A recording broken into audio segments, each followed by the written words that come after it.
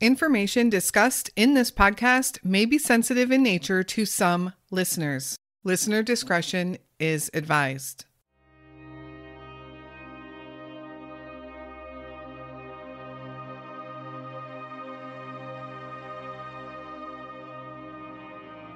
Sean Luberger and two of his siblings were adopted as children, but grew up to be close to his family, especially his biological sister Marie. Sean became a dad to a young son and was a very involved uncle to his sister's children. In 2021, Sean was living in the Willoughby area of Ohio, a suburb of Cleveland. On June 26th, Sean decided to go stay with a friend of his in the Akron area, which is about an hour away. He would stay there with that friend until June 28th, when he had apparently decided to go home. But something would allegedly make him change his mind, and he called his friend to see if he could come back. And his friend said yes. But Sean never made it back to his friend's house. When family in Willoughby realized that they couldn't reach him and his phone was going straight to voicemail for several days, panic began to set in. Sean Luberger hasn't been seen or heard from since. Where is Sean Charles Lee Luberger?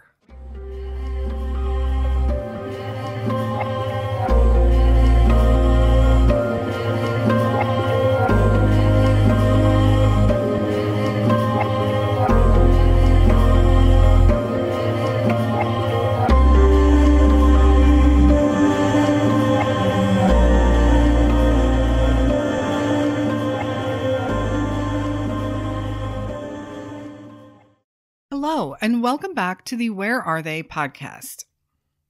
Today's story is just over a year old and takes us to Northeast Ohio. Sean's case has had very little attention, although it is believed that there is someone or someones out there who do know something. Of course, our goal is to bring you these lesser-known stories and to help bring awareness to these missing persons. This episode is partnered with ButcherBox. More on them shortly. A huge welcome to our newest Patreon member, Terry. Thank you so much for your support and for joining our cause. Now let's dive into the Sean Luberger case. Her mother gave birth to 3 children sometime in the 1970s. She was unable to care for the kids and all 3 would be adopted out. Sean was adopted, but it is unclear if he was adopted with his siblings or separately. Years later, Sean's biological mother would go on to have 4 more children before she would pass away. As an adult, Sean was able to locate his biological siblings and half-siblings, and he became very close with one of his sisters. Sean lived mostly in the greater Cleveland area, and he was an active uncle to his nieces and nephews. Sean was married and then divorced, and he did have a son during that time. Sean did move around a little bit, but he had recently settled back down in Willoughby, Ohio. Now, Willoughby is a suburb located just to the east of Cleveland. It's really considered the greater Cleveland area. Some reports also state that he was living in Wickliffe, which is also a suburb of Cleveland, located just next to Willoughby. So for those unfamiliar with the Northeast Ohio area, if you hear Wickliffe or Willoughby, note that they sit adjacent to each other and are generally the same part of Ohio.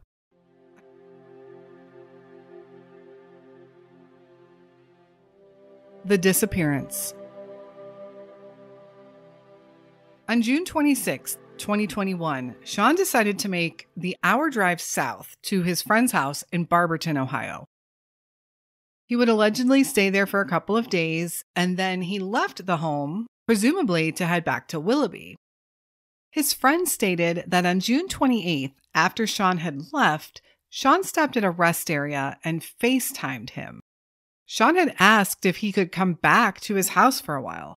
Now, it isn't exactly clear why he might have changed his mind, and remember, we only know these facts on the word of this friend, but it was rumored that there was going to be a woman over at this friend's house, a woman that Sean was interested in, and he wanted to go back so he could hang out with her. And this friend of Sean said that he told Sean that he could come back. They hung up the phone, but Sean would never show up at his house. During this time, Sean's ex-wife had been trying to reach him and his phone kept going to voicemail. Worried, she contacted Sean's sister, Marie, who she knew he was very close with, and Marie said that she hadn't been able to reach Sean either. Marie would also say this was extremely unusual and she was very worried. Marie had recently had surgery and she had been trying to reach Sean to let him know how she was doing, and they talked all the time. She said anytime she needed Sean, he was there. If he didn't answer when she called, he always called back. Something wasn't right. The ex-wife told Marie that she was going to go file a missing persons report. Sean Luberger had vanished into thin air.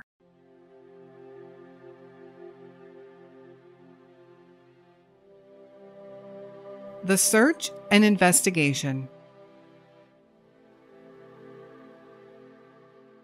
It would be Willoughby, Ohio, that took the missing persons report, since that is where Sean lived, and that is also where he was reported missing by his ex-wife. Authorities did take the report, and the search for Sean began. First stop was interviewing the friend whose house that Sean had been staying at in Akron, Ohio. The home was actually in Barberton, Ohio, which is just a suburb of Akron, just south of the city. This friend did confirm that Sean had come out to stay with him on the 26th of June, and on the 28th, he said that Sean left to go back home. However, at some point, he had stopped at that rest area and FaceTimed him to ask him if he could come back and stay. Now, the story gets a little muddy here, according to the accounts that I was able to find. Now, the friend told detectives that at first, he didn't really give Sean a yes or no answer. He kind of avoided the question. He did say that there was a woman coming over to his house that Sean wanted to see, and that was the reason Sean wanted to come back. When Sean's sister contacted this friend, however, the friend said that he told Sean, yes, he could definitely come back to his house. So could this just be a misunderstanding or something that might not be so clear-cut, but it has caused some confusion? Did this friend want Sean coming back to his house? Law enforcement's next step was to ping Sean's cell phone, and it pinged to a tower in Bath Township, also an Akron suburb. Very close, actually, to the rest area where he had FaceTimed his friend. So it seems that is possibly exactly what happened. However, after that point, after that ping, Sean's cell phone goes dead or is turned off, and there are no additional pings anywhere. It's important to note also that this isn't very far from his friend's house to begin with. Sean had about an hour drive home, and to stop at a rest area shortly into his drive and call his friend seems like an odd thing to do. But I suppose it's possible that during that short time, he had learned that this woman was going to be at his friend's house, and that prompted him to stop and call. So now the hunt for Sean is on, and Sean's car, which was also missing, a maroon Chevy Tracker. Days went by, and there was still no sign of Sean or his vehicle, and there was no evidence to point anyone in any particular direction. No one had heard from him. It was only known that he was last in Barberton, and his cell phone pinged near Bath Township. If he was at a rest stop in Bath, he was likely heading north on Route 77. Barberton to Bath Township is about a 20-minute drive, 15 miles, according to Google Maps. If he was going to turn around from there and head back to the friend's house, he should have been there in about 20 minutes. On July 24th, nearly a month after Sean was last seen, investigators would finally get a break in the case, their first break in the case. And while this break provided them with some more clues, it also left everyone with more questions. The vehicle. On July 24th, a shopping plaza business owner called to report an abandoned car in their parking lot. When authorities arrived to tow the vehicle, they learned that it was a 2003 maroon Chevy Tracker, registered to Sean Luberger. So law enforcement converged on the scene to check it out. The car was registered to a missing persons. There had to be something at the scene to lead them to Sean, or they hoped. There was a very small amount of blood found in the vehicle on the dashboard and on the steering wheel, along with a syringe that had a drop of blood in it. It is emphasized that the drop of blood on the dashboard and on the steering wheel was very, very small, like a pin drop. The syringe does also raise some eyebrows. The car was impounded and taken to the impound lot for the Akron Police Department, where the vehicle is believed to remain today. Behind this shopping plaza was a heavily wooded area, and this area was searched by police, but nothing was found.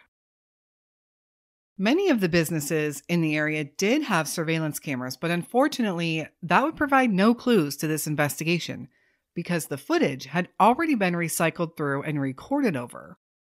According to Sean's sister, Marie, they barely missed the cutoff date for that. If those business owners had reported that vehicle sooner, they could have had more luck with the security cameras. There were multiple businesses in the shopping plaza, so the only thing I can think of is that maybe each business thought the other one would do something about it, or another person would call and report the car. Or possibly in the beginning, the first couple weeks maybe they just thought the owner would come back for it. Maybe it had broken down. The camera footage, however, could have been crucial to see who put the car there, when it was put there, if it was Sean, or if it was someone with him.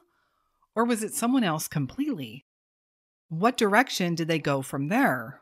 They parked the car there. Did they get into another vehicle or did they leave on foot? So many questions, but sadly, very few answers.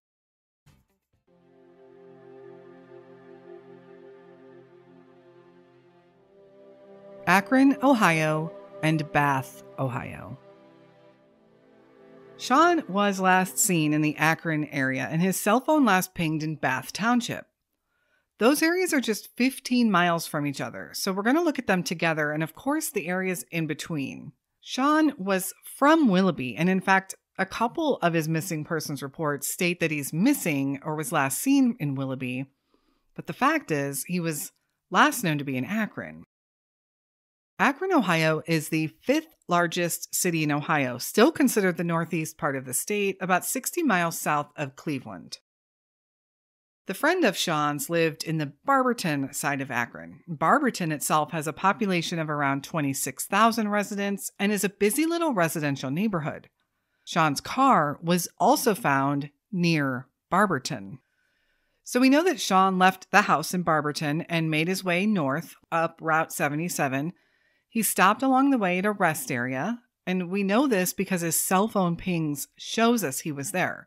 We also have the statement from the friend that says he FaceTimed him. But we know for sure the data from the cell phone is accurate. Sean's car was now found back in the Barberton area. I don't have an exact location to zoom into on the map, which I would like to have. It was said to be a shopping place or shopping plaza or business parking lot with several businesses in it. And that's where his car was found. So did Sean leave the rest area and head back towards Barberton?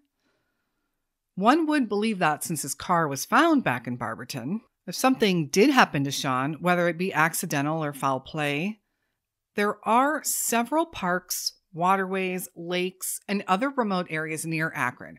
Even though it's a city area, very, very close by, within a few minutes drive, you can be at a park or a lake. That's one thing about Akron and the surrounding areas. There's lots of metro parks, state parks. There's even a national forest not too far away, the Cuyahoga Valley National Forest. Barberton is also minutes away from Portage Lakes, Ohio, which is a town that is known for several lakes. Although it can be a pretty busy and bustling little area sometimes, and since Sean was last seen in June, I'd imagine the lakes were pretty busy. As for the metro parks, Summit County, the county in which Akron and Barberton are in, contains over 15,000 acres of metro parks. While the downtown city of Akron is a typical bigger city, the outlying areas are much more spread out. It's hard to look very closely at the area exactly where his car was found. since we don't know which shopping plaza that was. But we do know the rest area where Sean was last known to be using his phone. And it's the last place where his phone pinged, too. It's possible Sean himself never left that area, and it was someone else that brought his vehicle back to Barberton. The area of the rest area in Bath is also surrounded by woods, but it can be a busy little rest area with people coming and going. It's off of a major highway. And no one ever came forward with any sightings of Sean or seeing anything suspicious happening there that day. So the big question we are left with, what did Sean do after he made that alleged phone call to his friend? If he did leave the rest area heading back to Barberton, did he turn his phone off? Why did it stop pinging? I have more questions too. Whose blood was on the syringe? Was Sean doing drugs, or was someone else in the vehicle doing drugs? Also, whose blood was it that was found on the steering wheel and the dashboard? Even though it was a really minuscule amount of blood, I wonder whose it was. And were authorities ever able to confirm Sean's FaceTime call with his friend? I would think through cell phone records of both the friend and Sean that they would be able to confirm that. What do you think happened to Sean Luberger? Where is he? The car, I believe, is still being held for evidence and testing. We don't have much information beyond that, although I'm sure law enforcement knows more than they have said. At least, I sure hope so. Sean Luberger is described as a Caucasian male, about 5 foot 10 inches tall, and weighing around 200 to 220 pounds when he was last seen. He was 49 years old and would today be 50. He sometimes wears prescription glasses, but not always, and he has a noticeable scar under his left eye. He was known to have a goatee and a mustache. If you have any information on the whereabouts of Sean Luberger, please contact the Willoughby Police Department at 440-953-4212. I encourage you to show your support to the family as well by following the page they set up for Sean. You can find it on Facebook by searching "Where is Sean Luberger?" His sister is working so hard to keep his name out there and to find answers. And the more likes on that page, the more exposure it will get.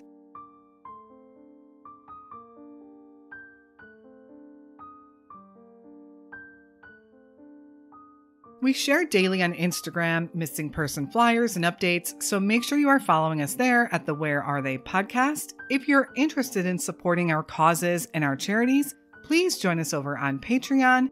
You will have access to bonus episodes, and you can access our regular weekly show there, ad-free if you prefer. I'll have the link in the notes.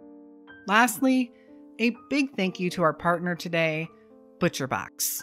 I'm a current customer of theirs. I love having their organic grass-fed meats delivered right to my door. The link will also be in the show notes for you to receive $30 off your first box. And the best part, free bacon or ground beef in every box for life.